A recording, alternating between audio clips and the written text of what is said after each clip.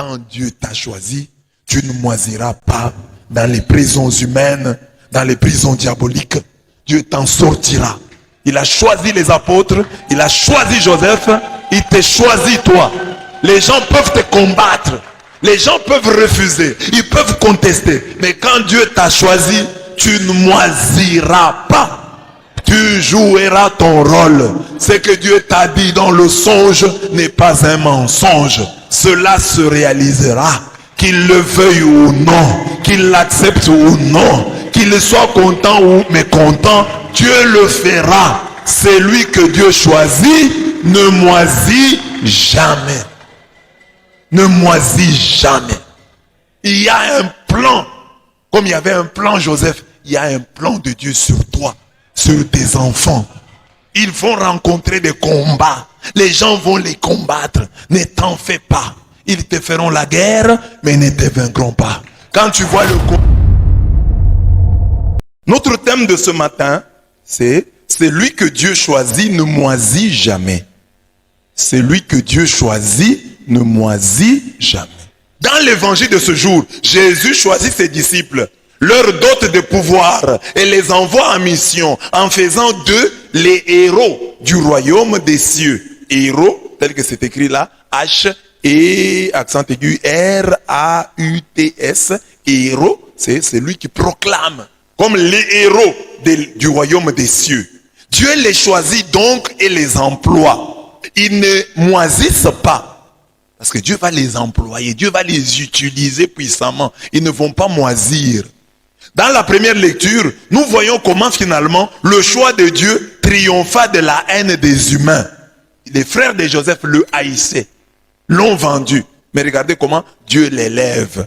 Donc, d'où notre thème, celui que Dieu choisit, comme il a choisi les disciples, ne moisit jamais comme Joseph n'a pas moisi.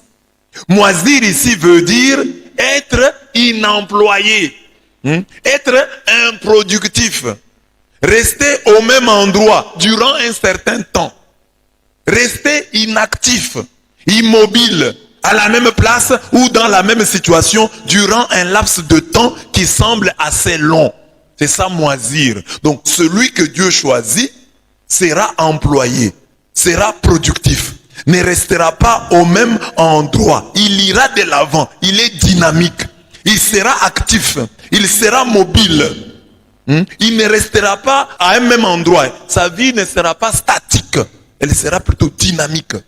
Notre objectif est de dire à tous les élus de Dieu qu'en dépit de tout, ils finiront par jouer leur rôle. Un rôle important dans l'histoire du monde, dans l'histoire du salut, dans l'histoire de leur famille. Si Dieu t'a choisi, tu finiras par jouer ton rôle. Tu joueras ton rôle. Le rôle que Dieu t'a assigné. Que le monde le veuille ou non, tu finiras par jouer ton rôle. 1. Vaine est la haine de tes frères. Nous connaissons tous ce texte de Michée 7, 5 à 7. Ne vous fiez pas au prochain, n'ayez point confiance en l'ami. Devant celle qui partage ta couche, garde-toi d'ouvrir ta bouche. Car le fils insulte le père, la fille se dresse contre sa mère, la belle-fille contre sa belle-mère, chacun a pour ennemi les gens de sa maison. Mais moi, je regarde vers Yahweh, j'espère dans le Dieu qui me sauvera, mon Dieu m'entendra. Michée 7, 5 à 7. Ce texte s'applique vraiment à la vie de Joseph. Voici son histoire. Nous la connaissons. Il avait 17 ans. Donc, un ami de Dominique Savio. Il avait 17 ans. Il gardait le petit bétail avec ses frères. Il était jeune, avec les fils de Bila et les fils de Zilpa, femme de son père. Et Joseph rapporta à leur père le mal qu'on disait d'eux. Israël aimait Joseph. Israël, c'est Jacob. Jacob aimait Joseph plus que tous ses autres enfants, car il était le fils de sa vieillesse. Et il lui fit faire une tunique ornée. Ses frères virent que son père l'aimait plus que tous ses autres fils, et ils le prirent en haine, devenu incapable de lui parler amicalement. Or Joseph eut un songe et il en fit part à ses frères qui le haïrent encore plus. Genèse 37, 2 à 5. Ce texte nous indique la vraie nature du combat spirituel que nous avons à livrer contre les membres de notre propre famille. Joseph est haï par ses frères pour 3 raisons. Première raison, sa mouchardise. Oui, il était un mouchard. Il rapportait à son père toutes les critiques de ses frères irrespectueux. L'amour que Jacob, son père, lui vouait. Amour concrétisé dans la confection de la tunique ornée. On le haïssait pourquoi? À cause de ses songes d'élévation. Pour que nos combats prennent le nom de bons combats de la foi, ils doivent obéir à ces 3 critères par rapport à ces 3 combats. Les raisons pour lesquelles il est haï. C'est un mouchard, il rapporte à papa nos critiques. Deuxième raison, papa l'aime beaucoup. Il lui a même fait faire une tunique ornée. Troisième raison pour laquelle les frères de Joseph ne l'aimaient pas, il a des songes et des songes d'élévation. Il veut dominer sur nous. Alors, à partir de ces 3 raisons pour lesquelles les frères de Joseph ne l'aimaient pas, nous dégageons 3 leçons. Premier point, distingue-toi dans la pratique du 4e commandement et tu ne moisiras jamais. Commentant le 4e commandement du décalogue, Saint Paul écrit: honore ton père et ta mère, tel est le premier commandement auquel soit attachée une promesse, pour que tu t'en trouves bien et jouisses d'une longue vie sur la terre. Les autres commandements, tu ne voleras pas, on n'ajoute rien. Tu ne commettras pas d'adultère, on n'ajoute rien. Mais honore ton père et ta mère, on ajoute là-bas une promesse, on dit pour que tu sois heureux et jouisses d'une longue vie. Quand chaque jour ici dit joyeux anniversaire, longue vie et bonne fortune, longue vie là c'est attaché au respect, à l'observance du 4e commandement. Nous qui sommes ici, nos parents sont en vie, d'autres ont des parents qui sont déjà morts. Mort ou vivant, il faut honorer ses parents. Quelqu'un peut dire, ah non, ils sont déjà morts, c'est une tâche de moins. Non, il faut les honorer. Ils ont été enterrés où? Tu dois t'occuper de la tombe de tes parents. Ils sont morts, oui. Mais comment te comportes-tu? Te comportes-tu de manière que les gens puissent parler d'eux en bien? Parce qu'il y a des gens, quelqu'un se comporte bien, on dit non, en tout cas il a été bien éduqué. Par qui? Par ses parents. Donc les parents même morts ont toujours droit à notre honneur. Nous avons le devoir de les honorer. Et papa est déjà mort. Qu'est-ce que je peux faire maintenant? Sinon, prier pour lui, intercéder pour lui. Je suis catholique. Et ceux qui ont des parents en vie, honorez-les. Comportez-vous de telle sorte qu'on ne puisse pas douter de l'éducation qu'ils vous ont donnée. Ne poussez pas les gens à douter de leur puissance éducatrice. Ils ne vous ont pas dit ça. Ce que vous faites là, ce ne sont pas vos parents qui vous l'ont appris. Vous l'avez appris où? Honorez vos parents. Qu'est-ce que vos parents vous disaient? Pourquoi est-ce qu'ils vous ont giflé? Pourquoi est-ce qu'ils vous ont puni? Souvenez-vous de ça. Ma mère me disait ça. Mon père me disait ça. Souvenez-vous. Mon père n'aimait pas ça. Honorez-les. Nous parlons du combat spirituel, mais nous ignorons ce qui peut nous rendre forts dans ce combat.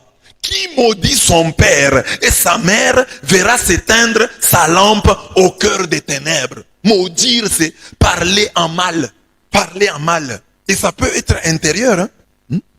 Ça peut être intérieur. Parce que comme tu as peur de papa, tu peux aller parler à côté. Honore ton père, donne à ton père des raisons d'être fier de toi. Quand tu poses un acte, tu te demandes, mais s'il apprend, est-ce que sera-t-il fier de moi?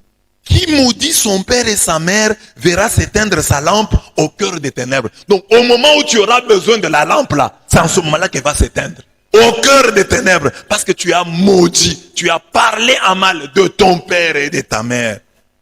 Si un homme quelconque, ça c'est Proverbe 20-20, texte facile à retenir, les enfants, retenez Proverbe 20-20, le passage des enfants obéissants, honorant leurs parents. Si un homme quelconque maudit son père ou sa mère, il sera puni de mort. Il a maudit son père ou sa mère, son sang retombera sur lui. Lévitique 29. Dans le combat spirituel, pour avoir Dieu de son côté, on doit au préalable gagner le combat du 4e commandement. Et ce, même si les parents donnent l'impression de ne pas être dignes de considération. Oui. Tu veux gagner le combat. Tu veux avoir Dieu de ton côté dans le combat spirituel. Et d'abord les parents de ton côté dans ce même combat. Ah, ils ont vieilli, tu leur parles mal. Oh, ils ne connaissent pas le français, tu leur parles mal. Ils parlent, tu murmures. Tu les boudes. Et les parents te connaissent comme un enfant impoli. C'est ça l'image que les parents ont de toi. Les parents ne doivent pas avoir de toi cette image. Ils doivent plutôt avoir... Ça, c'est un enfant obéissant. Parce qu'il y a des jeunes, je disais hier aux jeunes filles, hein, je leur disais, hein, parfois vous êtes serviables à l'église. Vous êtes serviables chez le curé. Vous êtes serviables chez la voisine, chez le voisin. Mais votre serviabilité, votre honnêteté, est-elle d'abord chantée par vos propres parents? Ah, cet enfant travaille. Parce que chez toi, on te connaît comme une fille travailleuse, un garçon travailleur. Gagne d'abord la faveur de ton père. Gagne la faveur de ta mère. Tu peux avoir un père ivrogne. Il est toujours digne de considération. Souviens-toi de l'histoire de Cam. Il a cru que comme son père, il s'était enivré. Il ne pouvait ni bénir, ni maudire. Peut-être qu'il peut lui manquer la force de bénir. Mais la force de maudire, il l'a. Il l'a. Mais dans l'histoire de Noé, on voit qu'il a les deux forces. Cam le voit nu. Et Cam va en parler. C'est ça, maudire. Il va parler en mal de son père. Oh, regardez les papas d'aujourd'hui. Ils boivent, s'enivrent. Et puis les mamans, beaucoup de mamans font maudire leurs enfants. Quand toi, maman, tu prends tes enfants et avec tes enfants, tu critiques ton mari. Mais tu mets les enfants en position de malédiction. Parce que les enfants vont parler en mal. Les enfants, regardez votre papa. Il est allé prendre une deuxième femme. Cachez votre mari auprès de vos enfants. Parce que quand vous parlez du mal de lui, les enfants, vous les poussez à parler aussi mal de leur papa. Et en parlant mal de leur papa, ils sont maudits. Mêmement, vous, papa, quand vous parlez du mal de votre femme à vos enfants, vous les mettez en position de la maudire. Oh, s'ils maudissent leur maman, ils sont maudits. Ils sont passibles de mort. Vos conflits, arrangez-vous. Chamaillez-vous avec votre femme, loin des enfants. Parce que si tu dis à ta femme, l'enfant est là, tu n'es pas intelligente, tu es trop bête. Tu as un problème de tibia. Les enfants ont entendu. Un jour, la maman va envoyer l'enfant et l'enfant va dire, dans son cœur, c'est pourquoi papa dit que tu as des problèmes de tibia. Maintenant, tu t'étonnes que ton enfant manque du respect à ta femme, à sa mère. C'est parce que toi, son père, tu l'as injurié. L'enfant a vu quand maman a mal répondu à papa. Les enfants voient aussi. Hein? Si on demande vraiment aux enfants, on appelle seulement les enfants à côté. Les enfants, venez ici. Qu'est-ce que vous remarquez? Votre maman respecte votre papa. Maman. Noé, un ivrogne. Il a maudit Cam dans sa postérité. Et Cam a été maudit. Qu'est-ce qu'il a dit? Maudit soit Canaan, qu'il soit l'esclave des esclaves de ses frères. Mais ceux qui s'étaient distingués dans l'observance du 4e commandement furent ainsi bénis. Béni soit l'Éternel, Dieu des Sèmes. Et que Canaan soit leur esclave. Que Dieu étende les possessions déjà faites. Qu'il habite dans les tentes des Sèmes. Et que Canaan soit leur esclave. Genèse 9, 25, 26, 27. Tu veux gagner le combat de la vie? Ne regarde et ne raconte rien sur la nudité de ton père. Cache-la. La nudité, ça représente quoi? Tout le côté noir, tout le côté sombre de ton papa. N'en parle pas. Garde-le dans ton cœur comme dans un tombeau. Cache-le. Comme on est à une réunion là avec les enfants. Papa pose la question. Qui peut me faire la remarque? Est-ce qu'il y a un enfant lève la main? Il fait la remarque à son père en présence de... Parce qu'il peut avoir des petites sœurs, des petits frères qui n'ont jamais vu ces défauts-là que toi tu vois. Et donc tu dis là, tu exposes ton père. Tu exposes sa nudité. Tu vas parler de ton père en mal. Ou tu vas l'accuser chez ta tante. Ne l'appelle pas Mobutu. Ne l'appelle pas Saddam Hussein. Ne donne pas de sobriquet à ta mère. N'ayez pas des réunions où vous, enfants, vous critiquez vos parents. Les parents ont pris pour eux Ne répondez pas mal à vos parents. Les parents, on pense à eux. Appelez vos parents.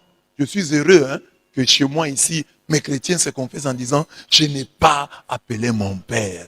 Je n'ai pas appelé ma mère. Nous avons une autre liste de péchés. Je n'ai pas appelé mon père ces jours-ci. Je n'ai pas assisté mon père. Je ne l'ai pas aidé. C'est un péché. Tu veux gagner le combat de la vie? Tu ne veux pas moisir? Toi que Dieu a choisi, qu'est-ce que Dieu te dit? Distingue-toi. Je dis bien distingue-toi dans la pratique du 4e commandement. Joseph s'est distingué. Lui, les gens racontaient des histoires sur son père et il n'était pas content. On peut l'appeler mouchard, mais il n'était pas content. Papa, il parlait de toi en mal. Il n'était pas content. Et parmi les traits d'un bon enfant, il y a ça, cette mouchardise entre guillemets. Un enfant bien, c'est un enfant qui est capable d'accuser le grand frère, d'accuser la petite sœur auprès de ses parents. Papa, voilà ce qui est arrivé. Pourtant, les parents ici ont des enfants. L'enfant, ta fille là, elle a déjà 16 ans, 17 ans. Elle ne t'a jamais raconté, oh papa, quand je suis allé en cours de route, un garçon m'a suivi. En cours de route, si les garçons ne te dérangent pas, non, il ne me dérange pas. Je suis un garçon aussi. Donc l'enfant doit s'ouvrir à son père. Si tu as reçu ta tunique ornée de tes parents, tu ne moisiras pas. On peut respecter les parents et ne pas gagner leur amour. Pour gagner le combat de la vie, Joseph gagna d'abord l'amour de son père. La preuve de cet amour fut le don de la tunique ornée. Nous pouvons aussi gagner l'amour de nos parents. Que chacun entende son père lui dire, je t'ai pris, prends tes armes, ton carquois et ton arc, va dans le champ et chasse-moi du gibier, fais-moi aimer comme j'aime et apporte-le-moi à manger, afin que mon âme te bénisse avant que je meure. Genèse 27, 3 à 4. Il faut que papa te dise, mon enfant, mon âme te bénit. Pour ce que tu as fait, tu m'as apporté du bon gibier. En tout cas, que mon âme te bénisse. Pas ma main, pas mon corps, mais mon âme. C'est-à-dire, je te bénis vraiment du fond de mon cœur, de toutes les fibres de mon âme, je te bénis. Agis de telle sorte que papa puisse te bénir du fond de son cœur. Agis de telle sorte que l'âme de papa puisse te bénir. Que quand papa est fier de toi, ça soit vrai. Quand maman est fière de toi, ça soit vrai. S'il y a dans la vie des gens à ne pas décevoir, ce sont les parents. Pense à eux. Je ne décevrai pas mes parents. Je ne décevrai pas ma mère. Je ne décevrai pas mon père. Amen. Tes songes ne seront pas des mensonges. Tes songes ne seront pas des mensonges. Joseph est haï et combattu, surtout à cause de ses songes et visions d'élévation. Il a eu le même songe 2 fois. Songe d'élévation. Et ses frères se fâchèrent contre lui en disant, est-ce que tu régneras sur nous? Est-ce que tu nous gouverneras? Il avait des songes. Toi aussi tu as des songes d'élévation. Tu as des rêves d'élévation. Mais pour qu'ils se réalisent, il faut remplir les conditions que j'ai données là. Distingue-toi dans la manière d'honorer les parents. Honore-les de sorte qu'ils se sentent obligés de te donner la tunique ornée. C'est-à-dire de t'apprécier, de te bénir, de te louer. J'ai un enfant, il se comporte différemment des autres. Distingue-toi. Ne cherche pas seulement la distinction dans l'habillement, la distinction à l'école, à l'université. Cherche la distinction dans le respect, l'observance du 4e commandement. Je veux que mon père sorte cette parole en disant, mon âme te bénit ma fille, mon âme te bénit mon fils. Tes songes ne seront pas des mensonges. Si tu honores tes parents, si tu gardes ton alliance avec Dieu, quels sont les rêves de grandeur qui te créent des problèmes?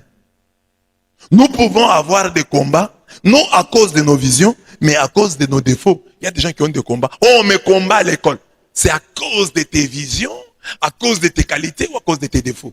Sois combattu, non pour tes défauts, non à cause de tes défauts. Si les gens tiennent à te combattre, qu'ils te combattent pour ta vision, pour tes qualités. On me combat. On te combat pourquoi? On te combat parce que tu es méchant. On te combat parce que tu es une commère. Tu vas raconter partout les histoires dont tu n'as pas la certitude. C'est pourquoi on te combat. Ne dis pas, je suis combattu comme Joseph. Non, Joseph était combattu à cause de ses songes, à cause de ses rêves de grandeur, à cause de cette destinée que Dieu lui avait préparée. Toi, on te combat pour ton vol. Tu es un voleur, tu es un malhonnête, tu es un impudique, tu es un menteur. Tu aimes beaucoup les commérages. Alors c'est pour ça qu'on te combat. Tu dis, je suis Joseph, toi tu n'es pas Joseph. Écoutez ce que la Bible dit. Que nul de vous, en effet, ne souffre comme meurtrier, ou voleur, ou malfaiteur, ou comme s'ingérant dans les affaires d'autrui. Parce que tu peux souffrir, parce que tu t'ingères dans les affaires d'autrui. Ne souffre pas comme t'ingérant dans les affaires d'autrui. Évite ça. Mais si quelqu'un souffre comme chrétien, qu'il n'en ait point honte. Qu'il n'en ait point honte. Et que plutôt, il glorifie Dieu à cause de ce nom. 1 Pierre 4, 15 à 16. Pourquoi je souffre? Parce que Dieu a mis en moi tel talent, tel charisme, tel don, tel fruit. Parce que j'ai dit la vérité. Parce que j'ai dénoncé le mal. Parce que je n'ai pas accepté la corruption. Souffre pour ça. Alors tes songes se réaliseront. Je suis haï, combattu, parce que j'ai eu des rêves de grandeur, des songes. Alors tes songes ne seront pas des mensonges. Amen. Oh, on fait la liste des filles orgueilleuses. Tu es là. Des filles qui n'acceptent pas les conseils. Tu es là. Des garçons voleurs. Tu es là. Des garçons volages. Tu es là. Tu es sur toutes les mauvaises listes. Tes songes seront des mensonges. Parce qu'il y a des gens même, pour un songe, ils deviennent orgueilleux. Oh moi, les songes que Dieu me montre, je serai grand. Et alors tu commences à te comporter, tu humilies les gens parce que tu seras grand. Hein? Les songes, au lieu de te rendre humble, te rendent orgueilleux. Ça ne vient pas de Dieu. Ces songes-là seront des mensonges. Amen. Amen. Vaine est la haine de tes frères.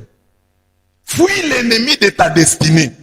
Joseph avait des songes, des rêves de grandeur. On l'amène en Égypte. Il arrive en Égypte. Dieu lui avait dit, tu seras grand où que tu ailles. Il est devenu grand même en prison. Tu seras grand où que tu ailles. Dans la famille, si tu es grand, papa t'aime plus que tous. On te vend. Tu arrives en Égypte. Tu vas émerger en Égypte. Tu es grand. Tu deviens vice-roi d'Égypte. Mais avant de devenir vice-roi d'Égypte, tu passeras par chez Potiphar. Il arrive chez Potiphar, c'est un majordome, une sorte de domestique, des chefs de domestiques. Il arrive là, chef de domestique. Il a toute la gestion. Il gère l'argent de Potiphar. Mais la femme de Potiphar l'aime. Mais Joseph se souvient de son songe. Pour que mon songe ne devienne pas mensonge, il faut que je garde ma consécration. Il faut que je fuis cette femme. C'est une ennemie de ma destinée. Elle ne vient pas m'aider à m'accomplir, à me réaliser. Je dois la fuir. Je dois aller loin d'elle.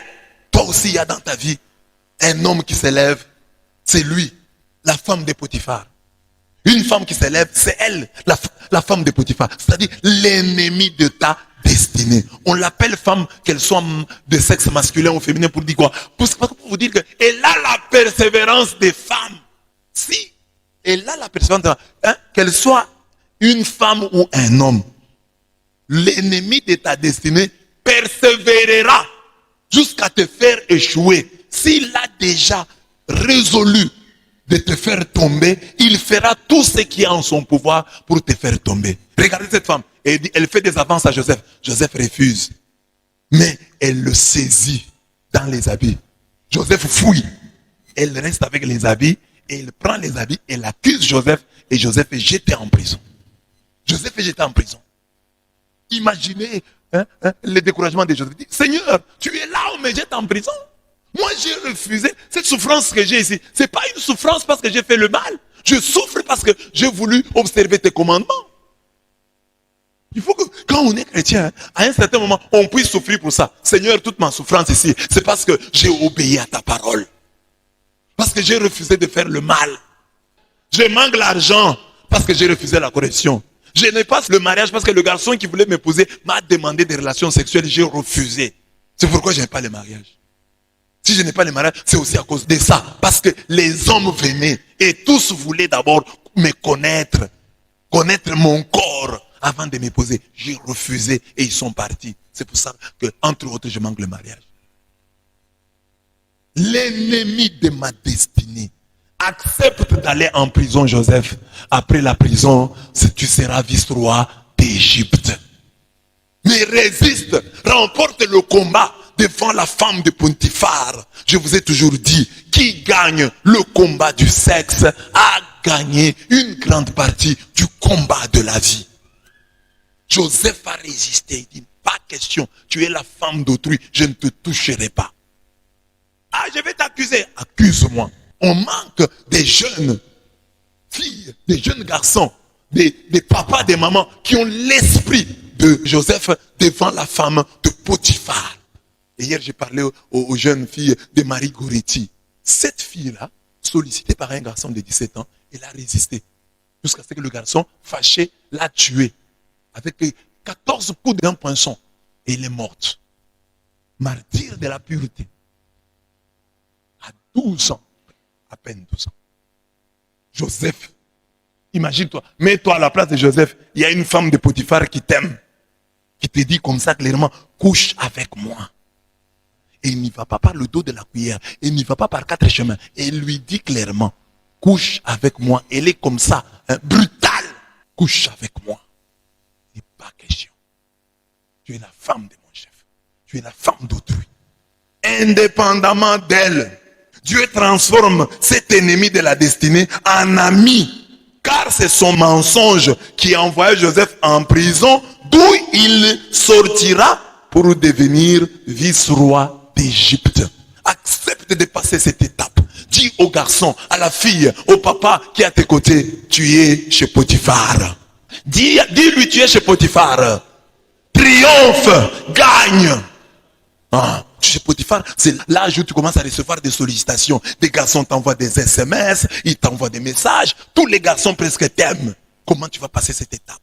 Tu es un garçon. Toutes les filles t'aiment. Elles te font des avances. Elles trouvent que tu es un garçon sérieux. Parce que les filles sont comme ça. Je leur ai dit hier, quand une fille vient chez toi et commence à te raconter ses déceptions amoureuses, elle est en train de te dire, avec tel, j'en vais pas aller, mais si toi tu me sollicites, je vais accepter.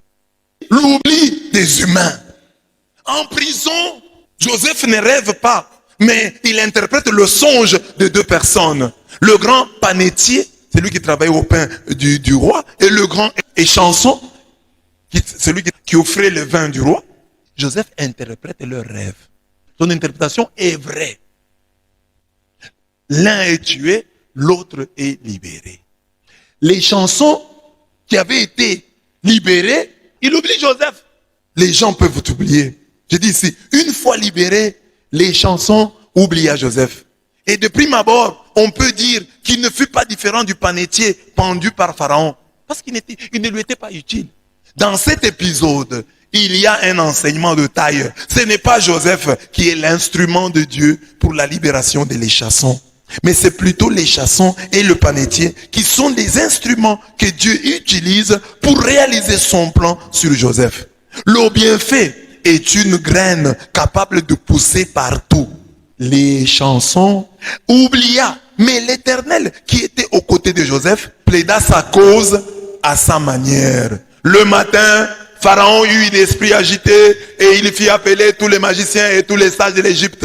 Il leur raconta ses songes, mais personne ne put les expliquer. Alors le chef des échansons se souvint de Joseph et il prit la parole pour vanter son charisme. Entendant le discours de l'échanson, Pharaon fit appeler Joseph. On le fit sortir en hâte de prison. Il rasa, changea de vêtements et se rendit vers Pharaon. Sorti ainsi de la prison, Joseph devint grand. Ce passage biblique montre suffisamment que si Joseph est l'instrument choisi par Dieu pour sauver Israël, les autres acteurs, en commençant par les membres de sa famille biologique, jusqu'au Pharaon, en passant par les Madianites, Potiphar, les chansons et les panetiers, sont les instruments que Dieu va utiliser pour la réalisation du grand projet Joseph. Et auprès de Pharaon, Joseph revécut la gloire qu'il avait auprès de son père et auprès de Potiphar. Donc, les hommes peuvent t'oublier. Tu as aidé quelqu'un, il a oublié, ne t'en fais pas. Il y a un Dieu au ciel. Il se souviendra de toi. Ne te lasse pas de faire le bien parce que tel et tel t'ont oublié. Dis-toi, les chansons peuvent oublier, mais Dieu n'oubliera pas. Les chansons avaient déjà oublié. Il est là, lui, il devait dire, hein, oh, il y a quelqu'un, il n'a pas dit ça. Mais Dieu lui-même va provoquer, va mettre un songe dans le sommeil du Pharaon. Et Pharaon va dire, voilà mon songe, qui peut m'interpréter? Tous les devins, tous les magiciens vont échouer. Personne ne va donner l'interprétation. Alors seulement, les chansons vont se souvenir. Oh, il y a quelqu'un dans la prison là. Il a interprété mon rêve. Il a interprété le rêve de mon ami. Et mon ami a été tué. Il a interprété le mien et je suis été libéré. Donc, il a un vrai charisme. Bon. Alors, on a fait venir Joseph. Et Joseph a donné l'interprétation. Et Joseph est devenu grand. Mais les chansons, elle avait oublié. Mais c'est Dieu qui est allé frapper chez Pharaon. Et Pharaon a posé le problème. Alors, les chansons s'est souvenu. Les chansons qui oublient aujourd'hui. Les chansons, c'est celui qui offre les vins. Hein? C'est lui qui offre du vin. Le chargé de vin. À la cour du roi de Pharaon. Donc, il y a quelqu'un qui est seulement chargé de vin. Il avait oublié. Mais Dieu va le lui rappeler. C'est lui qui t'a oublié aujourd'hui. Dieu le lui rappellera. Toi, dis seulement à Dieu, Seigneur, que chaque fois qu'il y a quelque chose dans mon grenier, avant que ce que j'ai ne s'épuise, hein, que j'ai autre chose. Avant que ce que j'ai ne s'épuise, que j'ai autre chose. C'est ça que je te demande. Si tel et tel m'ont oublié, que tel et tel se souvienne de moi. Amen. Amen. Mais toi ne sois pas ingrat comme les chansons. Hein? N'oublie pas que celui qui te fait du bien, hein, puisse oublier. Mais toi qui en es le bénéficiaire, hein, n'oublie pas. On t'a fait du bien, n'oublie pas. Tu étais au village, quelqu'un t'a fait venir en Bujimaï, n'oublie pas. Tu étais en Bujimaï, quelqu'un t'a fait venir à Kinshasa, n'oublie pas. Tu étais à Kinshasa, ou à Lubumbashi, quelqu'un t'a fait venir, tu es parti en Afrique du Sud, tu es en Europe. C'est lui qui a fait ça. Même que ce soit ton mari, que ce soit ta femme, que ce soit ton ami, ton grand-père, ta mère, ton père, ton grand frère, ta grande soeur. N'oublie pas. Parce que c'est en Europe là tu as trouvé le mariage, tu as trouvé le travail. Tu es devenu ce que tu es devenu grand. Mais c'est à partir du bienfait que tu as reçu de tel et de tel. Sois reconnaissant. Sois reconnaissant. Il y a des gens qui n'avancent plus dans la vie à cause d'une grande ingratitude. Parce qu'il y a des bienfaits fondamentaux. Il y a un bienfait qui détermine toute ta vie. Il y a un bienfait qui va tout déterminer. Comme moi ici, le fait d'avoir été ordonné par Monseigneur Tchiban. Parce que nous avons été chassés du séminaire. Aucun diocèse ne pouvait nous recevoir. Mais nous sommes venus ici. Monseigneur Tchiban nous a reçus sans problème.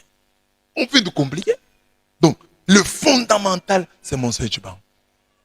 C'est à partir de Monseigneur Tchiban que nous avons le reste.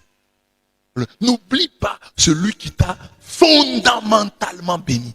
Il y a quelqu'un qui t'a fondamentalement béni. Tes parents pour t'avoir mis au monde. Pour n'avoir pas avorté de toi. Pour t'avoir donné cette éducation. Ce diplôme que tu as là, c'est parce qu'eux t'ont amené à l'école. Il y a des bienfaiteurs fondamentaux. Mais souvent, nous ne sommes pas reconnaissants envers les bienfaiteurs fondamentaux. Dieu en premier lieu, les parents ensuite, et puis les autres qui nous ont fondamentalement aidés. Il y a des gens qui nous aident sporadiquement, de temps en temps, périodiquement. Mais il y a une aide, un bienfait fondateur qui fonde tous les autres bienfaits ultérieurs. Mais souvent nous les oublions. Quelqu'un t'a mis à un endroit. Parce que tu as cet endroit, quelqu'un d'autre vient te dire merci. Tu es plus reconnaissant envers celui qui t'a dit merci qu'envers celui qui t'a mis à cet endroit. La même chose que j'ai dit ici.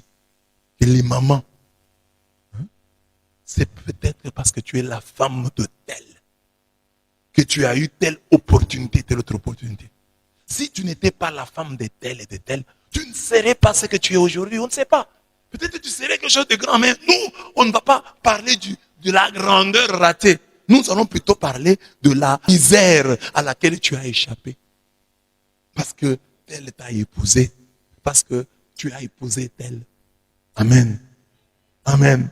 Parce qu'il y a des hommes qui travaillent grâce à leur femme. C'est la femme qui avait cette relation-là. Et c'est grâce à elle que tu as trouvé ce travail-là. Grâce à un membre de sa famille. Alors, elle est une bienfaitrice fondamentale. Comme il y a des papas ici, ils n'ont pas de travail spécifique. Ils ne font rien vraiment de rentable.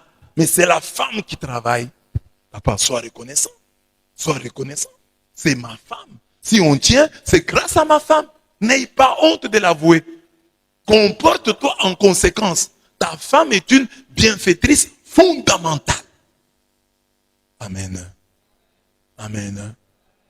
Je vous ai déjà dit ici que un des traits de ma pastorale, de mon travail ici, comme prêtre, comme pasteur, comme prophète, ça doit être que les miens doivent être des gens reconnaissants. Je veux que ça vous ayez. Quand quelqu'un vous demande, mais où est-ce que vous avez appris la reconnaissance? Ah, nous avons appris la reconnaissance auprès de l'abbé Blaise. Il nous disait, il insistait.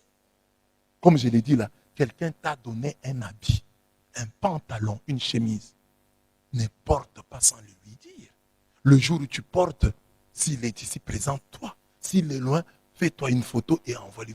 Regarde la chemise que tu m'as donnée. Regarde comment tu m'as rendu beau, comment tu m'as rendu belle. Et je vous ai déjà enseigné, un homme reconnaissant ne dit pas merci. À son merci, il ajoute toujours un petit rien qui change tout. La reconnaissance, c'est comme un mets, c'est comme un plat. Tu vas préparer comme ça la viande. Non, on ajoute la tomate, on met un peu de céleri. Alors, dans la reconnaissance, ajoute ça. Merci beaucoup. En tout cas, vous m'avez sauvé la vie. Vous m'avez aidé. J'ai tiré le diable par la queue. Mais avec ce que vous venez de faire, non. J'ai logé le diable dans ma bourse. Ce que vous m'avez donné a chassé le diable de ma bourse. A chassé le diable de ma poche. Je l'avais dans la poche. Amen. Mais un cœur reconnaissant, on ne forme pas les gens à la reconnaissance. Ou tu es reconnaissant ou tu ne l'es pas. Parce que tu peux dire toujours merci. Mais tes attitudes, si tu n'es pas reconnaissant, ça passe. Après tout ce que Joseph a connu comme combat, sa véritable heure arrive finalement à la faveur d'une famine qui frappa l'Égypte. Quand le peuple affamé va pleurer auprès des pharaons, celui-ci leur dit, allez à Joseph et faites ce qu'il vous dira. On dirait que Dieu provoqua cette famine qui sévissait par toute la terre, simplement pour pouvoir en profiter, pour élever éminemment Joseph. Dieu passa par le don spirituel des songes fait à Joseph pour en faire un grand. Ces jours-là, il lui dit, vois, je t'établis sur tout le pays d'Égypte. Et Pharaon ôta son anneau de sa main et le mit à la main de Joseph. Il le revêtit d'habits de lin fin et lui passa au cou le collier d'or. Il le fit monter sur le meilleur char qu'il avait après le sien. Et on criait devant lui, Abrek, Abrek, Abrek. Ainsi fut-il établi sur tout le pays d'Égypte. Pharaon dit à Joseph, je suis Pharaon, mais sans ta permission, personne ne lèvera la main ni le pied dans tout le pays d'Égypte. Et Pharaon imposa à Joseph le nom de Shofnat Panéa. Et il lui donna pour femme Asnath, fille de Potiphéra, prêtre d'On. Et Joseph partit pour le pays d'Égypte. Genèse 41, 45. Lorsque les Égyptiens se rendirent auprès de Joseph, celui-ci ouvrit tous les magasins appelés et vendit du grain aux Égyptiens. Genèse 41, 56. Mais puisqu'en ces temps-là, la famine frappait l'humanité entière, de toute la terre, on vint en Égypte pour acheter du grain à Joseph, car la famine s'aggravait par toute la terre. Genèse 41, 57. C'est ce moment précis que Dieu choisit pour accomplir sa promesse qui avait été combattue. Les fils d'Israël allèrent donc pour acheter du grain mêlé aux autres arrivants, car la famine sévissait au pays de Canaan. Joseph, il avait autorité sur le pays, était celui qui vendait le grain à tout le peuple du pays. les frères de Joseph arrivèrent et se prosternèrent devant lui, la face contre terre. Le songe avait dit, vous allez vous prosterner. Et ils se prosternent. Ils se prosternent devant lui, la face contre terre. Genèse 42, 5 à 6. Joseph, directement, il reconnut ses frères. Lui, il les reconnaît, hein? Mais eux ne le reconnaissent pas. Parce que celui qui est haineux, je le dirai demain, celui qui est haineux ne change pas. Il reste le même. Et c'est celui qui est combattu là qui change. Regarde dans la vie, les gens que tu combats, tu vois qu'ils sont en train d'évoluer. Mais toi qui les combats, tu es le même, tu ne changes pas. Joseph les reconnut parce qu'il n'avait pas changé. Mais eux ne reconnurent pas Joseph parce que Joseph avait déjà changé. La bonne foi, le bon cœur te changera. La mauvaise foi te maintiendra dans tes bêtises, dans ta laideur. Joseph a reconnu ses frères, mais il feignit. Il fit semblant de leur être étranger et leur parla durement. Genèse 42, 7. Joseph se souvint des songes qu'il avait eus à leur sujet et il leur dit, vous êtes des espions. C'est pour reconnaître le point faible du pays que vous êtes venus. Il les terrorise un peu. Genèse 42, 9. Et il les mit tous en prison pour 3 jours.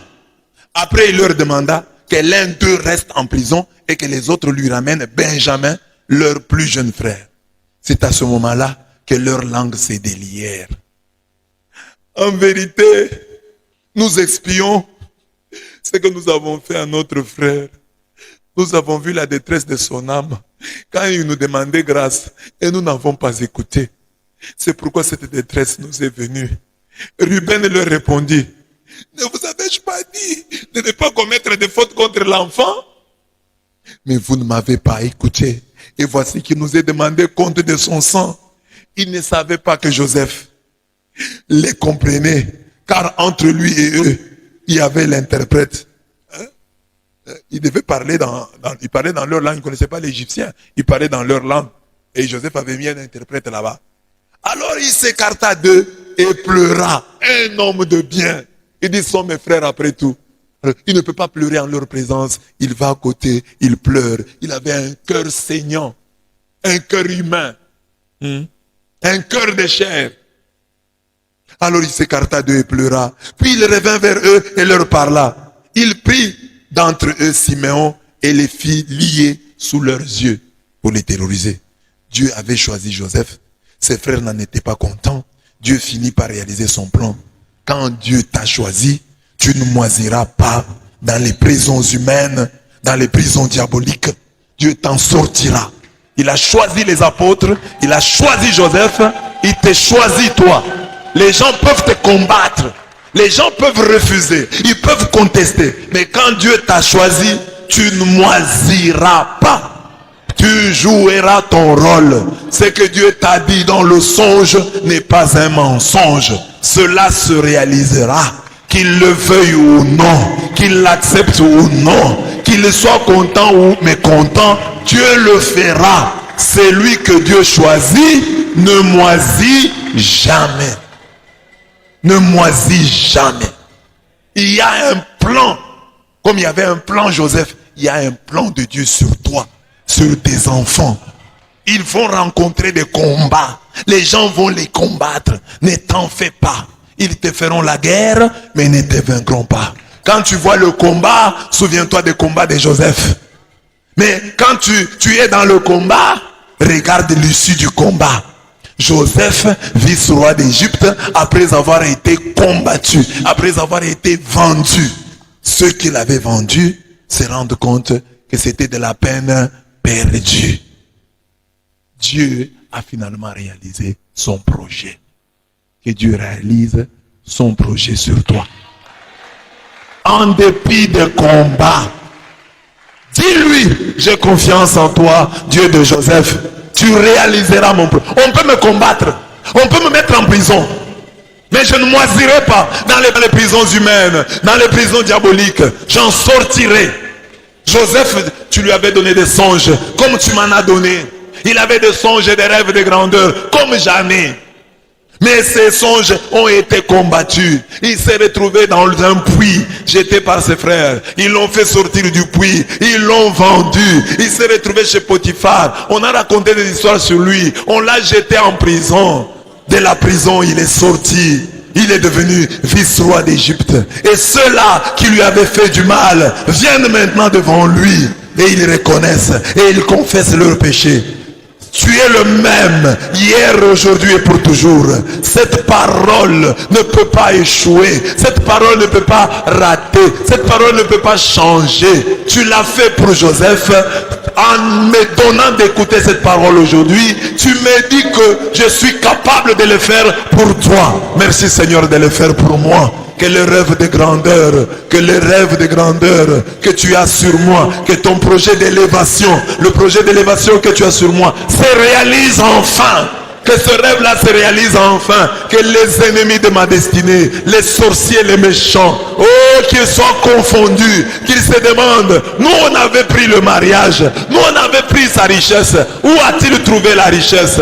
Oui, il y a un Dieu au ciel. Il y a un Dieu au ciel.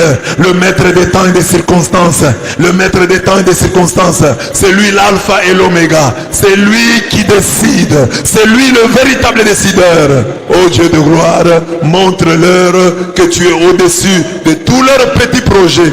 Réalise ton projet sur moi. Réalise ton projet sur mon père, ma mère, sur toute ma famille. Au nom de Jésus-Christ. Amen.